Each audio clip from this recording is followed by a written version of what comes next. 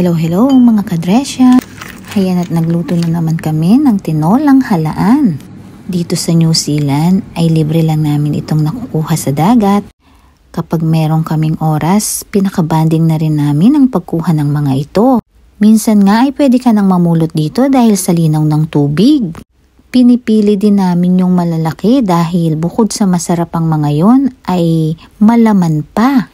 Nag-e-enjoy nga si Kisha kapag naghuhukay siya ng mga halaan dito. May limit din ang pagkuha nito, dapat 50 lang kada araw. Pero syempre dahil sa buhanginan din namin sila nakukuha, ay kailangan pasukahin muna namin sila bago iluto. At talaga namang masisiyahan ka kapag naluto na ito.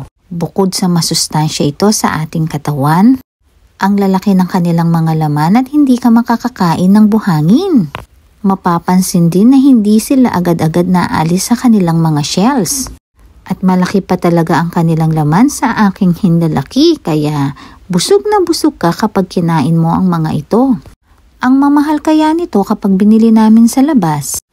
Kaya kung pwede ka namang kumuha ng libre, bakit hindi mo pa gawin? O ano, san ka pa? Nakapagbanding na, nagkaulam pa ng libre ang pamilya.